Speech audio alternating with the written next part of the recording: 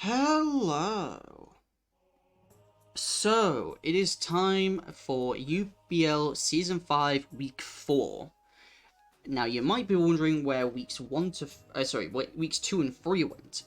Well, we actually got forfeit wins for both of those. Week 2, our opponent just didn't show up. We heard nothing from them, so we just got a win. And week 3, we actually went against Vitrina, and we just had some really awkward scheduling conflicts. And so we managed to finally get a battle sorted, but they just brought a choice band exploding Electro and just kind of gave me the win that way. Which as a result actually means that my differential is very high right now. Because it wasn't just a straight forfeit win, it means that my differential at this point is actually plus 11 instead of plus 8. So yeah.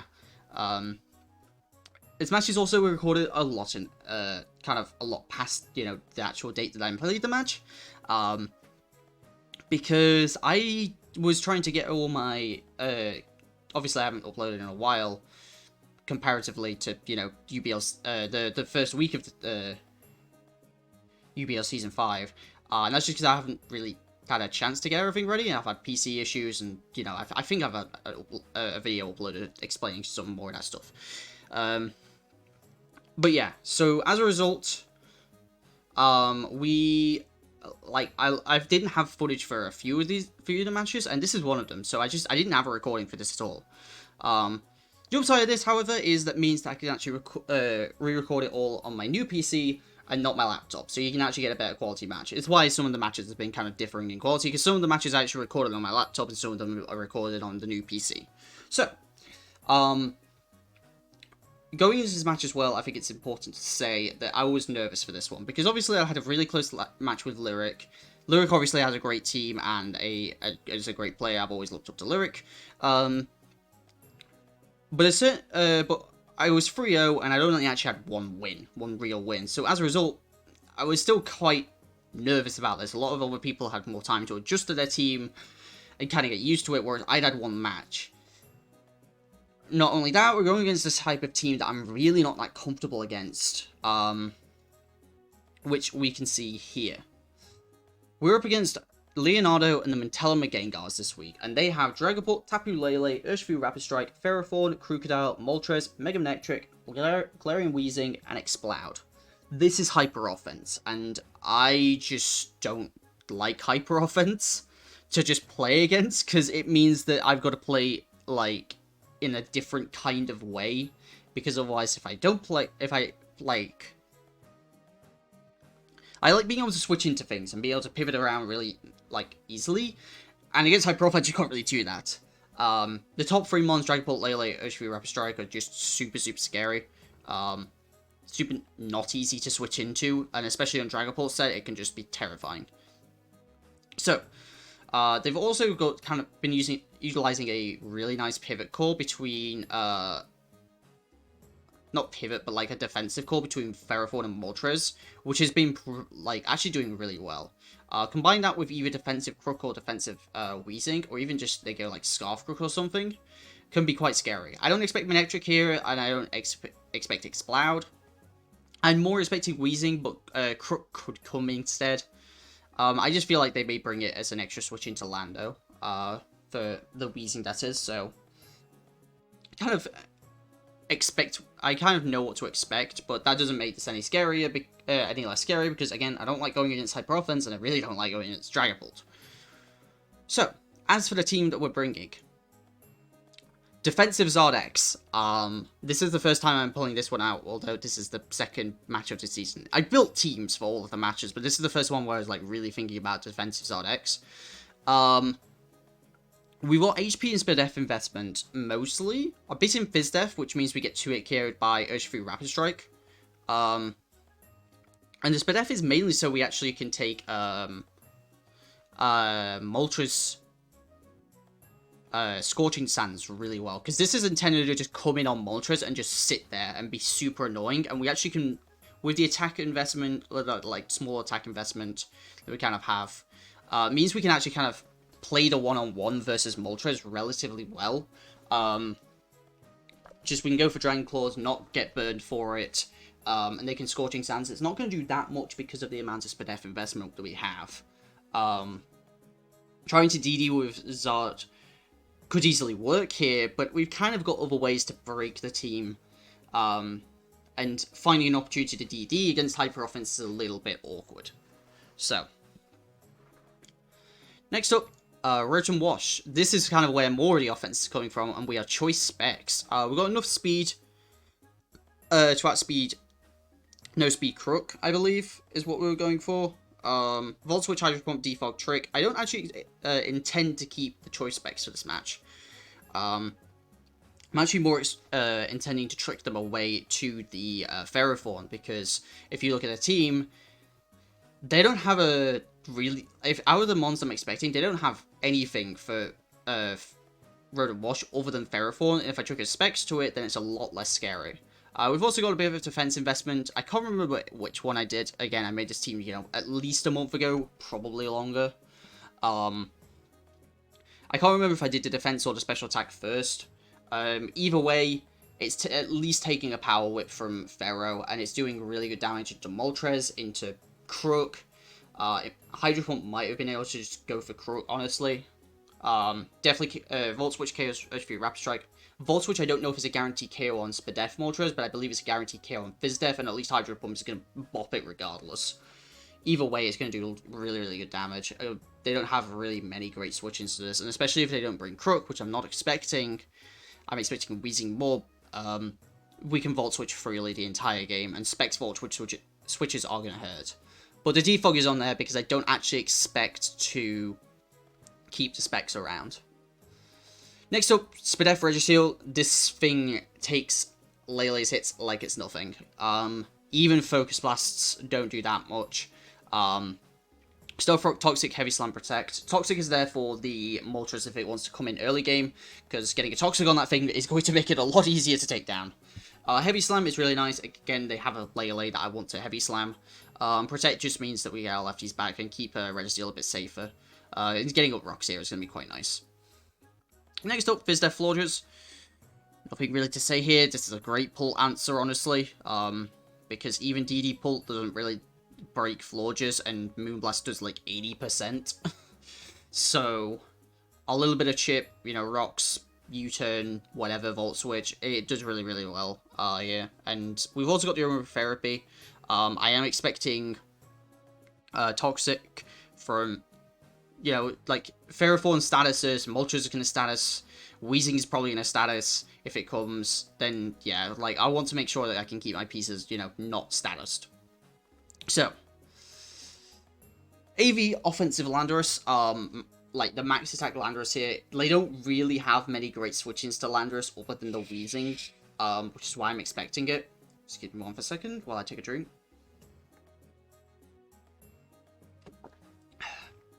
Throat's killing me because I've had to do so much recording today. Knock off U-turn, Stone Age Earthquake. A little bit of random speed creeping. But yeah, outside of the Wheezing, they don't really have great switch-ins to this.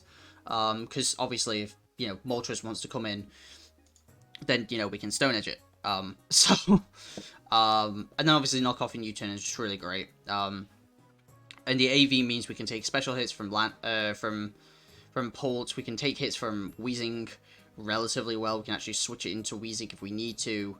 We can take hits from Moltres. And also, like, if it's special Pult, then we can take hits from that relatively well as well, barring no Hydro Pumps. So, last but not least, we've got Azelf. Psychic Fire Blast, Thunderbolt, and Energy Ball. Enough speed for Urshifu Rapid Strike. And this even gives a straight wall breaker. Because of how annoying Ferrothorn plus Moltres is, I wanted to make sure I had a good wall breaker, and the 4 potential defensive pieces I can see coming between Ferrothorn, Wheezing, Moltres, and Crook, we have a move for all 4 of those. Psychic for the Wheezing, Fire Blast for the Pharaoh, Thunderbolt for the Moltres, and Energy Ball for the Crook. So, Azov's going to do a lot of damage here, and as a result of the speed tiers, we're able to go modest here really safely. So, Azov's going to hopefully put in a lot of work here. It put in work week 1, so let's see if we can put more work with it this week.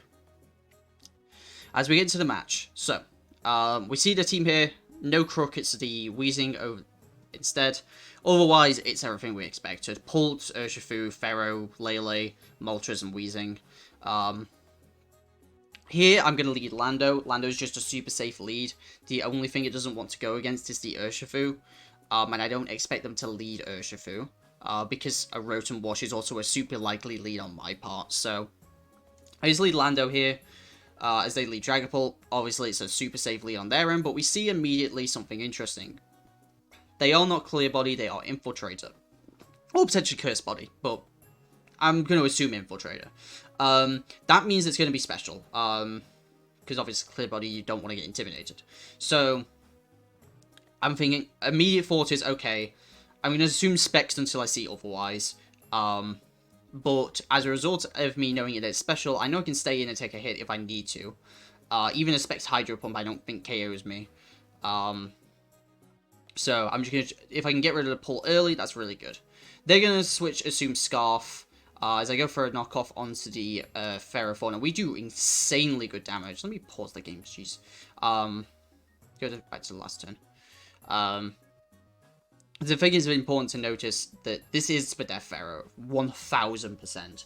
I think as a result of this, that's why we go for the Earthquake here. Because we do really, really good damage, they go for the Leech Seed. Because this thing is already so whittled down, Rotom Wash is looking very good here already. I didn't expect to get so much damage on this Pharaoh so early. I kind of more expected them to go into Weezing, but we get so much damage on this Pharaoh. They get obviously the Leech Seed off, but that's fine. I obviously also reveal that I'm not Scarfed either. So, switching to Zard, I'm not expecting a T-Wave here. Like, why is it not pausing? I'm not expecting a T-Wave here at all. Like, wherever the T-Wave Orlando, like, and also I can just KO them. And I was also scouting for Protect as well. So, I decided to stay in for a turn. Like, I don't really know what they want to do. I can take any hit they want to do. I can't get burned, so I may as well just go for it. So we just go for a Flare Blitz, and we do good damage, honestly. As they go for a Sludge Wave, and they get the Poison. Which sucks, obviously, because Sludge Wave is only a 10% chance to poison compared to Sludge Bomb. But, you know, whatever. We have Aromatherapy, we can probably find a time to Aromatherapy it off at some point. Obviously it sucks, but, you know, we'll have to just get over it. And even despite, like, having pretty much no attack investment, Zard still did insane damage, like, so, just kind of shows the power of defensive Zard-X. I decide to Roost here, they call it out pretty well, they go for a Pain Split, which is fair enough. I realize I'm not going to accomplish anything staying in here, so I'm just going to switch on out into Registeel. As they just go for another Pain Split, try and keep themselves healthy. And I'm like, cool. They could Will-O-Wisp, they could switch, they could do a lot of things. I'm just going to go for Stealth Rocks here as they go into Ferrothorn, probably trying to use this as a time to get it back up and healthy.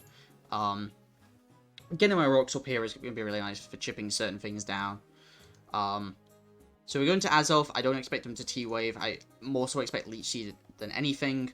Ferrothorn gets, you know, wants to be healthy so we can actually switch into Rotom Wash. Well, they still have the Stealth Rocks, meaning that Zard-X is not going to be coming in anytime soon. So they go to Moltres to kind of scout for the Fire Blast, which I do have. I believe they double out. Yeah, they double out here back into Ferrothorn as I go for the T-Bolt, trying to scout out to my moveset. Obviously, seeing another Life Orb and whittling myself down. But Ferrothorn with the rocks and the T-Bolt damage means that I can just go for a Psychic pretty safely. They go into Dragon Ball, and I'm like, alright, cool. Ferrothorn was one of the big things down. But obviously I don't want to just lose my Azelf right now. So I was going to Florges. I've got a really safe switch into Florges, especially knowing that it's special. Shadow Ball doesn't do that much. And I believe there I do get to see its specs. We go for a Wish as Moltres comes in. I'm like, cool. Not too afraid of this thing or what it wants to do. I can use this as a really safe opportunity to get my own therapy off as they actually go for the Toxic. So we get rid of the Toxic and the Poison on Zard-X, meaning that as soon as we can defog, we can just use we can bring in Zard-X really safely again. If we're going to get the chance to defog off, obviously. Floor just can't really do a lot to Moltres, so I think I'm just going to switch it out here. But as a result of Pharaoh going down, Rotom Wash just became so much scarier for their team, so we're just going to go into it now. So really safe switch. The worst they could do is honestly U-turn. So they go for a Toxic, fair enough, like, getting a Toxic on anything at this point obviously is quite nice. And I'm not defensive, so it's not that big of a deal. It just means I'm going to get chipped down a little bit quicker than I would have liked. I've got no reason to Volt Switch here, and we go for it, and we actually just snipe the Moltres immediately, which is super big. We go into Azelf, and it kind of forces in Dragapult. I think I went here because I didn't want anything else to come in, because I knew it was Specs Pult. I was like, I've got relatively safe switches into Specs Pult, and they kind of know that, so I may as well just go to Azelf. Nothing else really wants to come in, because nothing's guaranteed to be faster, and if it's faster, they've got to show me it's faster, aka show me that it's Scarfed. You know, like Urshifu or Lele, they've got to show me that they're willing to bring that in and show me it's Scarfed. The main thing here as well, though, is I know that Azelf's kind of done its job, or at least a job has been done that it was set out to do, which was to break. The two main walls are down, the only one left is Weezing. So as a result, I'm actually going to stay in here as they go for the U-turn. This means that Azelf gets a little bit of extra chip off onto this Lele, which is really, really nice.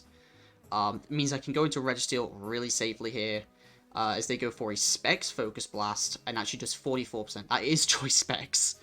That's how insane Registeel is. It just takes that like it's nothing.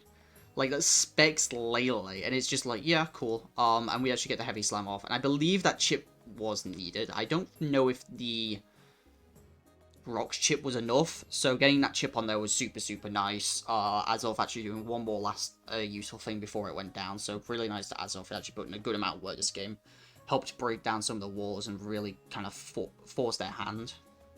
They're going to Urshifu. I'm like, cool. I'm just going to Zard-X. I'm going to sack it off here. There's no reason for me to keep Zard-X because I'm not going to get the defog off because I actually intended to trick away so I can actually defog, but there's no point me trying to defog, especially with Specs. So we go for the...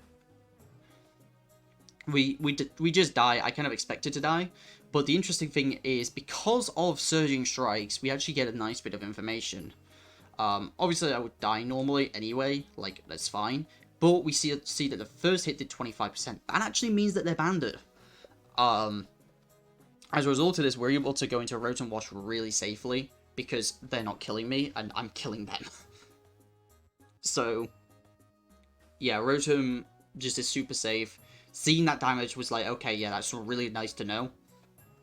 Because now we can just safely go into Rotom, and nothing wants to take a Specs Volt Switch. So they go into Weezing. It's the only thing they've really got at this point, and we do get a crit here, and I go into Florges. Without that crit, it would have been a lot more awkward, because it would have only done like, what, like 50-something%? 87. I'm trying to think how much damage it should have done. Probably about like 60-ish%. Like 59-ish%, I'm not sure. 58, 59%. As a result, it would have been about 40-ish%. And nothing I really had could come in and just take it out. The best I would have probably been able to do, because Weezing is faster, would probably have to go to Lando and U-turn back into Rotom so it doesn't get a lot back off of Pain Split.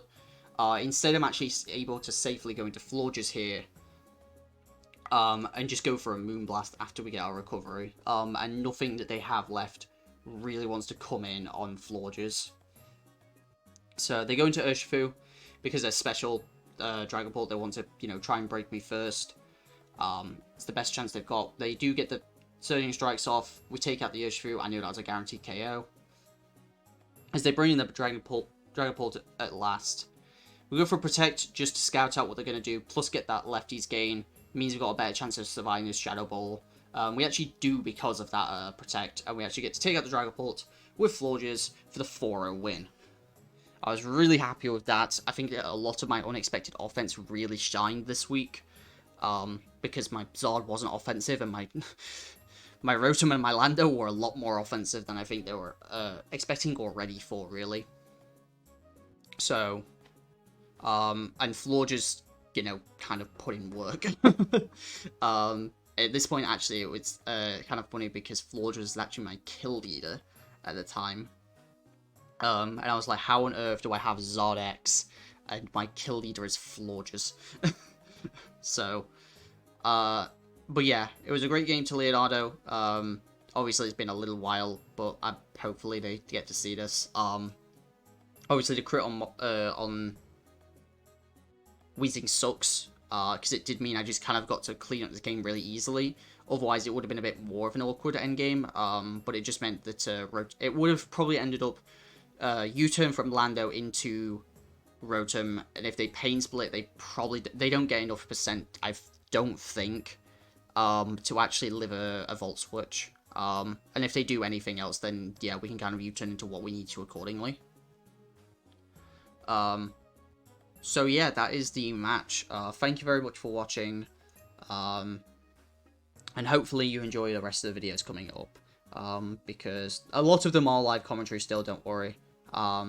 But there was a few that I just forgot to record. Actually, I think, can you see on the recording? Yeah, you can, like down here, July 5th, 2021. That was when the match was played. And at the time of recording this, it's the 27th of August. So yeah, that's how long ago this was. So yeah, forgive me for not knowing everything about the match, but hopefully you enjoyed this regardless, and I'll see you guys for the upcoming matches. So take it easy, everyone. Peace.